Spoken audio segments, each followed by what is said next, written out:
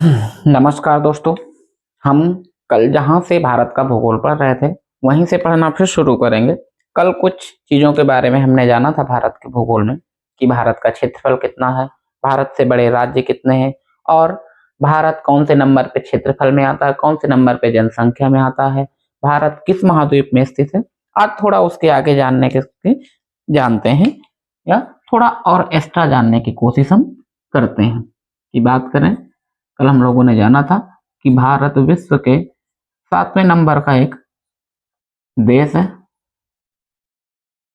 और जनसंख्या में चीन को पीछे करके हम लोग पहले नंबर पे आ चुके हैं।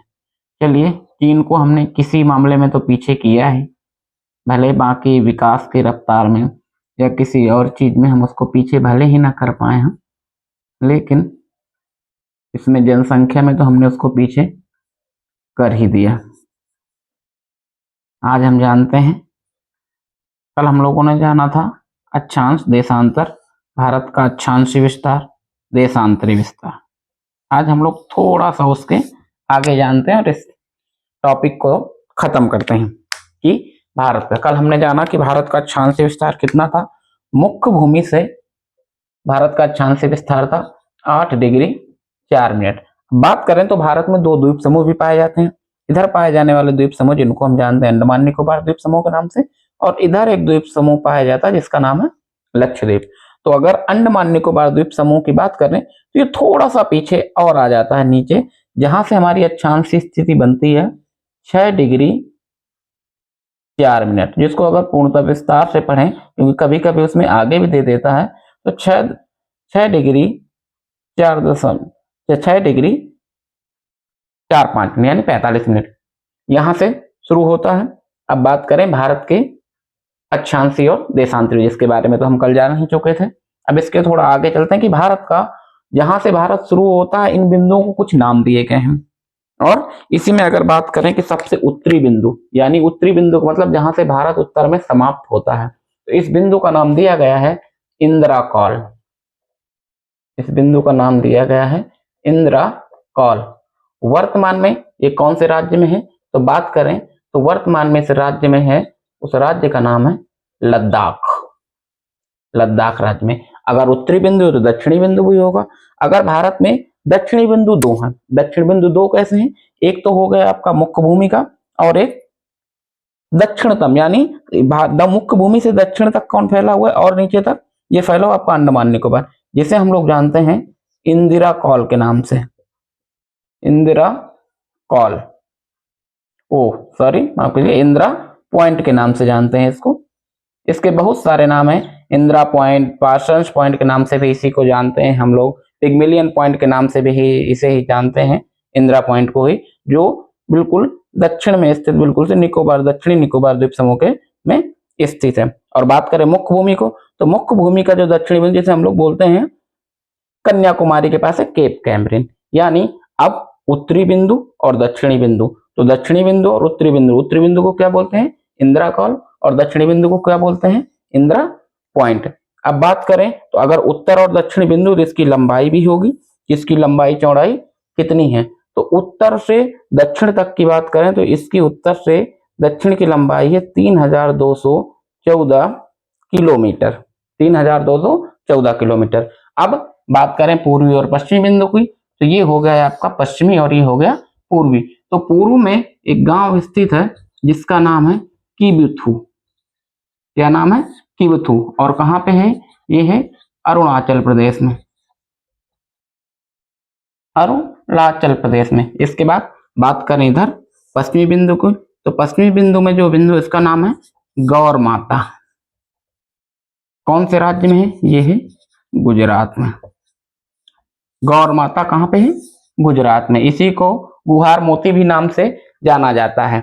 अब बात करें, ये तो हो गए जैसे आपकी उत्तर से दक्षिण की लंबाई थी तो पूरब से पश्चिम भी होगी, तो पूरब से पश्चिम जो लंबाई है उसकी लंबाई है लगभग 2933 किलोमीटर। ये क्वेश्चन कई बार पूछा जा चुका है कि भारत में उत्तर से दक्षिण की लंबाई कितनी है और पूरब से पश्चिम की लंबाई कितनी है, तो पूरब से पश्चिम की लंबाई कितनी है 2933 किलोमीटर। भारत का पश्चिमी बिंदु कई बार पूछता है भारत का पश्चिमी बिंदु कौन सा है, तो वो है गौर माता या गुहार मोती। भारत का पूर्वी बिंदु कौन से, तो वो है किबिथु। कौन से राज्य में है? अरुणाचल प्रदेश में है। कई बार ये भी पूछ लेते कौन से राज्य में पश्चिमी बिंदु स्थित है या कौन से राज्य में पूर्वी बिंदु स्थित, तो इस बात को भी याद रखना है। और पूरब से पश्चिम की लंबाई कितनी है? 2933 किलोमीटर। और बात करें उत्तर से दक्षिण की लंबाई, ये जो लंबाई बताई जा रही है मुख्य भूमि की, इसमें अंडमान निकोबार को नहीं जोड़ा गया, ये मुख्य भूमि की लंबाई है 3214 किलोमीटर। अब बात करें कि संपूर्ण भारत की अगर सीमा की बात करें, संपूर्ण भारत की लगभग स्थलीय सीमा कितनी है? तो संपूर्ण भारत की स्थलीय सीमा है 15,200 किलोमीटर।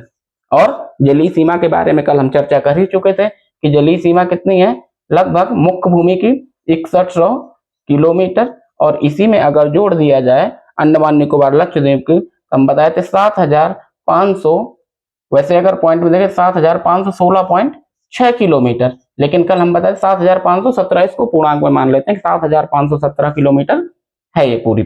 तो ये हो गई स्थलीय सीमा और जलीय सीमा, यानी तटीय सीमा से लगे हुए कल राज्य भी आपको बताए थे कि तटीय सीमा के भारत से कौन कौन से राज्य गुजरे हैं। अब भारत से एक प्रमुख रेखा गुजरती है जिसको हम लोग बोलते हैं कर्क रेखा। अब बात करें कर्क रेखा की अगर, तो उसके लिए हम थोड़ा ग्लोब की ओर जाते हैं कि मान लीजिए कि ये ग्लोब है, ये जो ग्लोब है कल आपको बताए थे, ग्लोब यानी पृथ्वी का एक तरीके का प्रारूप। तो पृथ्वी को ही हम क्या बोलते हैं? भूमि। तो बताए थे कि भूमि के मध्य से जो रेखा खींची जाती है, इस वजह से इस रेखा को हम क्या बोलते हैं? भूमध्य रेखा। भूमध्य रेखा इसी रेखा को बोलते हैं। तो 0 डिग्री अक्षांश रेखा इसी को बोलते हैं और विषुवत रेखा इसी को बोलते हैं। तो मानचित्र पे ये ग्लोब पे कर 3 रेखाएं बहुत मायने रखती हैं और बहुत पूछी जाती हैं। एक तो आपकी विषुवत रेखा, दूसरी आपकी कर्क रेखा और तीसरी आपकी मकर रेखा। ये तीनों रेखाओं के बारे में मानचित्र से भी पूछा जाता है। और इन तीनों रेखाओं, ये क्या है? तीनों ही अक्षांश रेखाएं हैं। अक्षांश रेखा कैसी कि ये 0 से लेकर कौन से थे? 23.5 डिग्री, 23.5 डिग्री उत्तरी अक्षांश है, जिसे हम लोग बोलते हैं कर्क रेखा। और ये क्या है? ये जो दूसरी रेखा है इसको हम क्या बोलते हैं? इसको 23.5 डिग्री दक्षिणी अक्षांश रेखा। ये जो रेखा है ये 23.5 डिग्री दक्षिणी है और ये जो रेखा है 23.5 डिग्री उत्तरी है। अब ये जरूरी क्यों है ये रेखा? बात ये आती है कि इन दोनों रेखाओं का इतना महत्व क्यों है? तो महत्व इसलिए है कि जो पृथ्वी है हमारी अपनी कक्षा में 23.5 डिग्री झुकी हुई है। आप लोग पढ़े होंगे कि अपनी कक्षा पे पृथ्वी कितनी झुकी हुई है? 23.5 डिग्री ही झुकी हुई है। तो सूर्य की किरणें जो सीधी पड़ती हैं वो अधिकतम 23.5 डिग्री तक ही जा पाती हैं। इसलिए इन दोनों रेखाओं का महत्व है कि जब सूर्य उत्तरायण होता है तो सूर्य की सीधी किरणें अधिकतम कहां तक जाती हैं? 23.5 डिग्री तक, कर्क रेखा तक। और जब सूर्य दक्षिणायन होता है तब अधिकतम कहां तक जाती हैं? 23.5 डिग्री दक्षिणी अक्षांश तक। यानी सूर्य के, पृथ्वी के, ग्लोब के उत्तरायण और दक्षिणायन होने की स्थिति वो होती है। तभी हम बात कर रहे थे भारत में, तो भारत के ये मध्य से होकर गुजरती है कर्क रेखा। तो कितने राज्यों से होकर गुजरती है? ये क्वेश्चन भी कई बार पूछा गया है कि भारत के कितने राज्यों से होकर अक्षांश रेखा गुजरती है। तो भारत में आप लोग जान लीजिए कि भारत के 8 राज्यों से होकर ये गुजरती है। और वो 8 राज्य कौन कौन से हैं? तो सबसे पहले कहाँ जाती है? सबसे पहले कहाँ से गुजरती है? गुजरात। गुजरात के बाद आपका राजस्थान, राजस्थान के बाद मध्य प्रदेश, मध्य प्रदेश के बाद आपका छत्तीसगढ़, झारखंड, पश्चिम बंगाल और पश्चिम बंगाल से होते हुए ये त्रिपुरा और मिजोरम।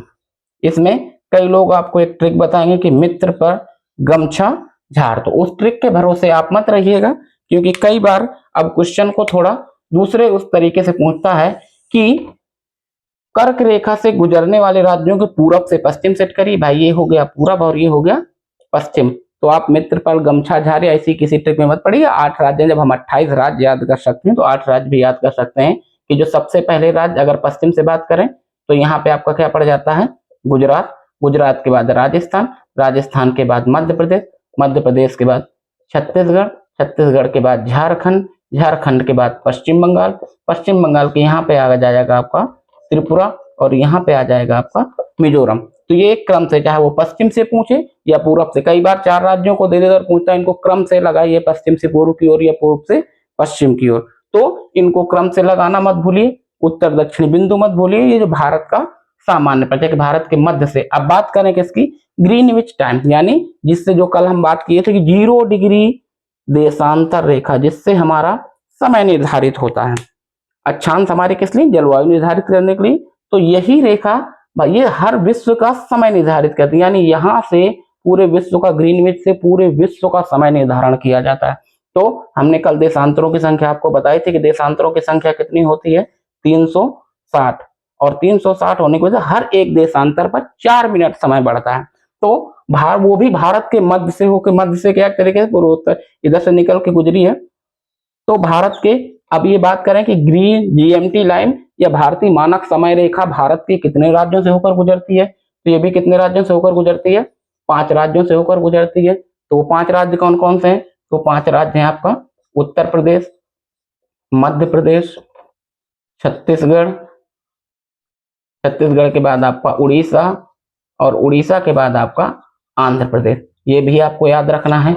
ये क्वेश्चन भी कई बार कंपटीशन में पूछा जाता है और बच्चों से ऑप्शनल में पूछा जाता है कि इनमें से 3 राज्य कोई दे देगा, चौथा गुजरात दे देगा कि निम्न में से किससे भारत की मानक समय रेखा नहीं गुजरती। तो अब बात करें, ये तो हो गई कहां से गुजरती है, लेकिन कितने डिग्री को भारतीय मानक रेखा माना गया है।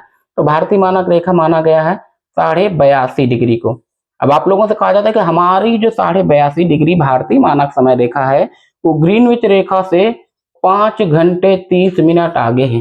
तो कई लोग समझते हैं 5 घंटे 30 मिनट क्या है, कैसे क्या है, इसको आज हम थोड़ा सा समझ लेते हैं कि ये 5 घंटे 30 मिनट कैसे आगे है।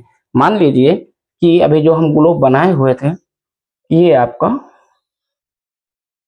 इसको एक बार फिर से थोड़ा बनाने की कोशिश करते हैं।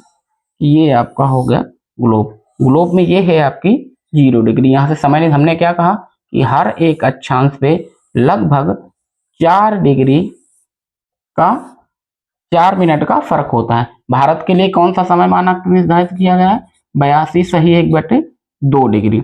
अब इसमें बात करें तो अगर हर उस पे 4 होता है, 4 मिनट बढ़ता है, तो पहले हम कितना, यानी 1/आधा डिग्री हो गया, तो पहले हम 82 का निकालें, तो 82 गुणे 4, तो 4 दूना 8, 4 8 32, यानी ये क्या निकला है 328 मिनट। और 328 मिनट को जब हम घंटे में डिवाइड करेंगे तो इसको 60 से डिवाइड कर देंगे। एक घंटे में कितने मिनट होते हैं, 60। इस वजह से अब इसको घंटे में तब्दील करना है तो 5 बार जाएगा, ये कितना हो जाएगा 300।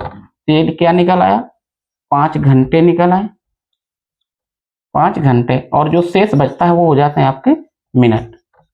ये कितना निकला है, 5 घंटे 28 मिनट। हमने क्या कहा कि 1 डिग्री पे कितना बढ़ रहा है, कि 1 डिग्री पर समय बढ़ रहा है 4 मिनट, तो आधा डिग्री पे कितना बढ़ेगा 2 मिनट। तो ये कितना निकला था, 5 घंटे 28 मिनट कितने डिग्री का, 82 डिग्री का। तो 1/2 डिग्री का कितना होगा 2 मिनट, तो 5 घंटे 30 मिनट निकल आया।